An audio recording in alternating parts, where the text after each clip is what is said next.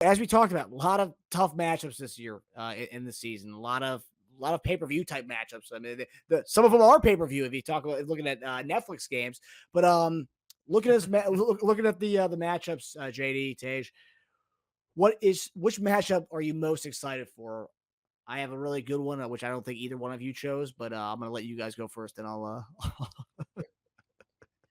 Uh, Matchup I'm excited for is actually the Houston Texans game. Ooh, okay. Yes, Talk about it.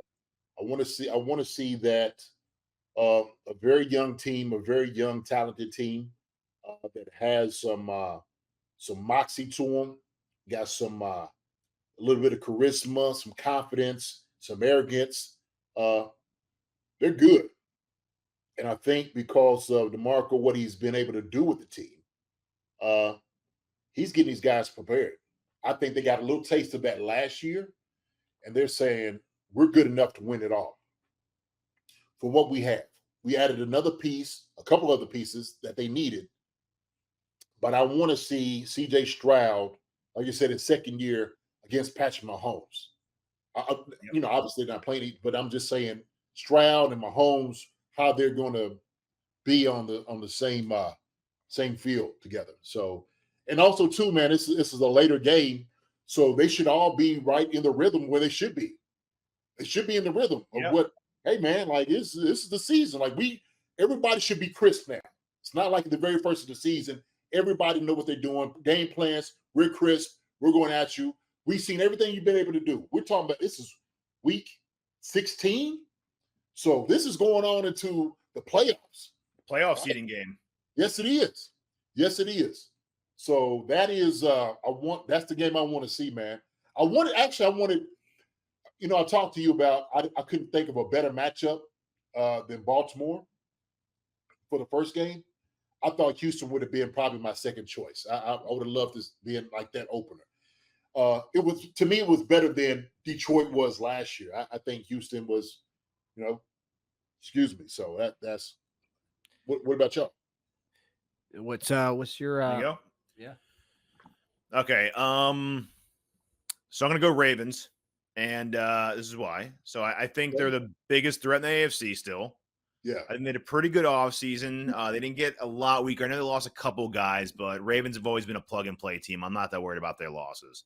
I like the matchup because I think if we beat them again, I think we might see a stigma start to form and develop that maybe in Lamar's head, he just can't beat Patrick. And if you get that into a guy's head enough times, if we face him again in the playoffs, going into it, I just can't beat this guy. I'd love to have that in his head. Now, if we lose, there's two positives for that. One, the revenge factor in the playoffs if we face them again. Two, that game will be so far removed that the Ravens will hardly be able to take anything away from that game and use it in the playoffs because that will be like 4 months ago. So that will be almost like if we face the Lions in the Super Bowl. Like they can't say, well, we beat them week 1 when they were a completely different team. Right. So if they do beat us, okay, that was like last year almost at this point. So I'm not that worried about it other than it just being a great matchup. And if there's a game from the playoffs that needs a rematch, it's that game. So it's a good choice. I was right there with it. Yeah, I think both you guys, as far as before I get to mine, I just want to clarify here. This is this is the game I'm most excited for. Now, I think both the games you guys have with the Texans and Ravens, I think those games are marquee matchups. I think those are the games of the week on each given week. I would say, obviously, it's the kickoff. Yeah, one's a Saturday and one's opener. 100%. So, like, I think both these games are phenomenal. JD and I were talking about Houston. They should have been. Arguably, that could have been the first game of the season. Houston's upcoming team. Stroud's going to be the next face of the league, the younger generation face of the league. He's doing trips to Japan, trying to further the game along around the world. So, like, 100%, I think you can make a case for Houston. You can make a case for Baltimore. You can also make the case for you can make a case for a lot. Cincinnati could have been. I'm surprised that wasn't a primetime game or even the Sunday night game. Yeah, Buffalo. Yeah, I think everyone's kind of played out with those games. But for some reason, even though that Mahomes and Lamar have played with each other so many times already, I feel like it's not like they don't really brand that game enough. So I think it's a good point here because we talked about this on Monday. I don't think they brand that game enough as the next Brady and Manning. They've tried to force this Josh Allen Mahomes thing down our throat for the last few years. They try to force the Joe Burrow thing down our throat, Mahomes, for the last few years. We haven't really heard much about Lamar Mahomes when those guys have played each other more than the other two have played Mahomes. And so, like, I don't know, maybe it's because he hasn't beaten Mahomes that often. Maybe that's why. But the fact that these two guys, they both have MVPs. Mahomes doesn't share MVPs with Josh Allen or Burrow. Lamar and Mahomes both have multiple MVPs, and I think that's the more modern day Brady Manning. So yeah, I do like that. Real quick on that, and I think the reason is because some people just don't look at Lamar as a pure quarterback. Yeah. And that's terrible to even say something like that, right? God has 2 MVPs. You don't even look at him like a true pocket passer or quarterback, right? So that's all I want to say about that. It's ridiculous. It doesn't make any sense at all. He might not even be the best running back on his team anymore.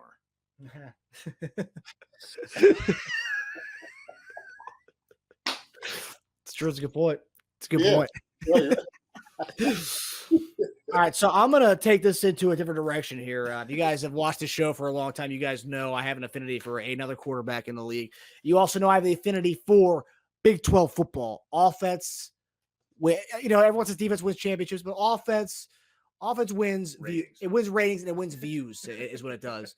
And I'm gonna take us back to 2016 Texas Tech versus Oklahoma, where that game, the Baker Mayfield Oklahoma-led Sooners won 66 over the Mahomes-led Texas Tech Red Raiders 66-59. In that game, Baker Mayfield had 545 yards passing, 7 touchdowns throwing.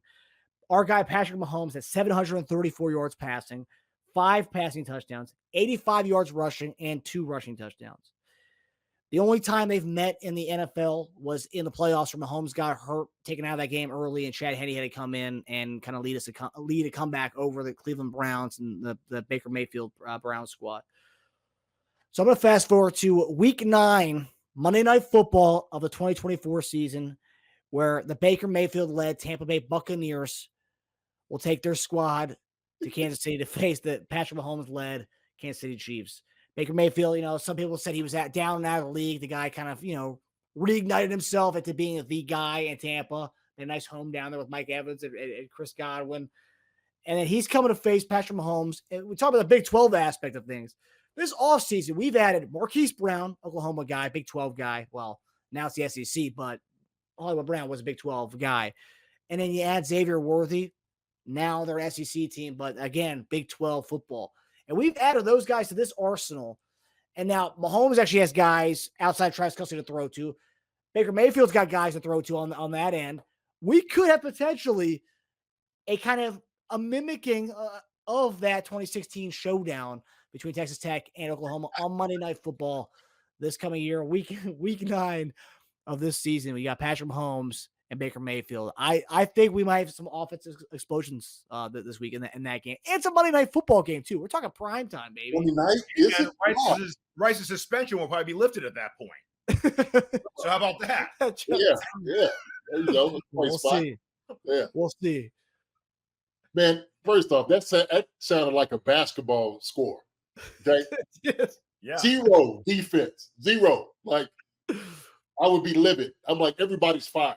If I was the defense coordinator, y'all all done. Y'all all sitting. I don't care.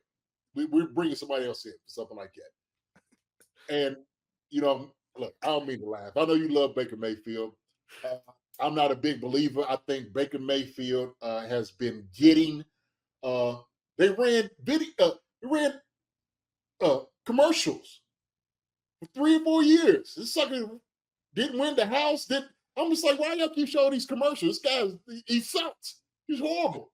I don't really say that, but he wasn't. He didn't live up to the hype, at least for me, to warrant the commercials. Okay, I don't want to say anybody sucked.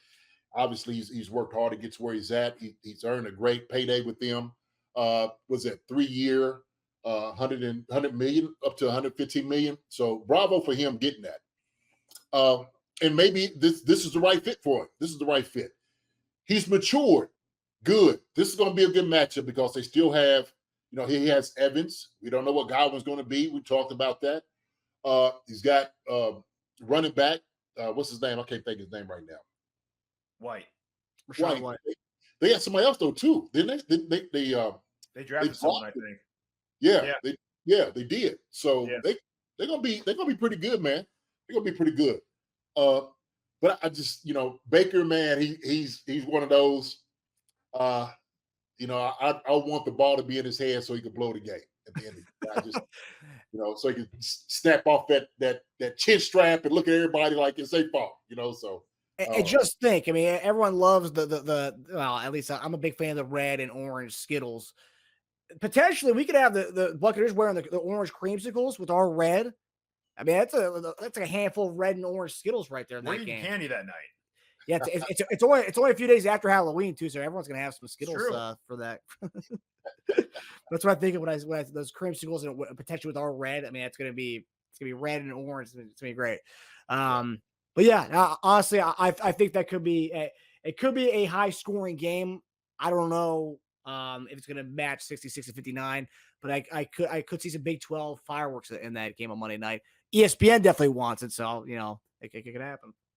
Yeah, hey man, you know, maybe, you know, he'll come in and Freeman says Baker has a great story. He does, and he's kind of like you know, the underdog, right?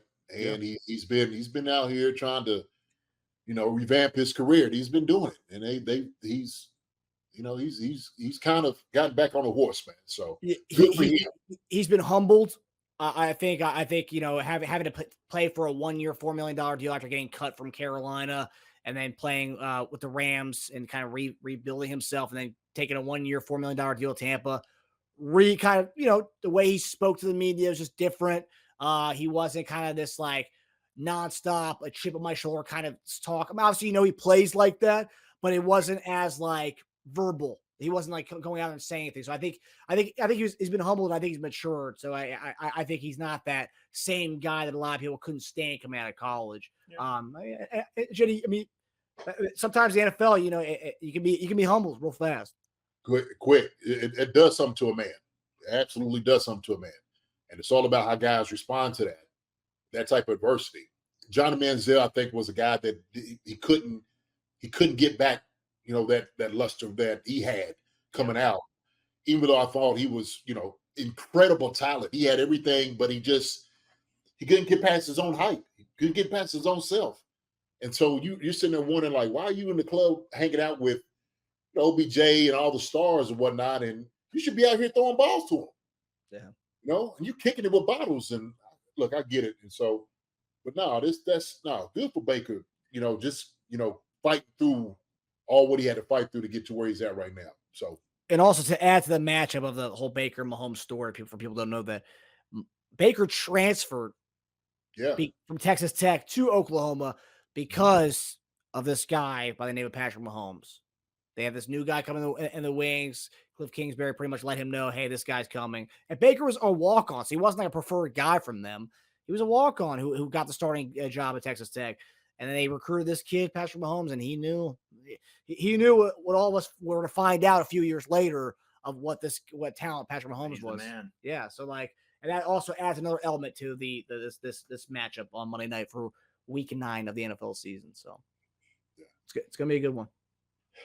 Chris Wright, man, appreciate you, brother. Throwing the 5 our way, man. All love to you. We appreciate you, man. Saying guys, our favorite Chief cast. Keep it up, fellas. We will, man. We appreciate it. Talking this.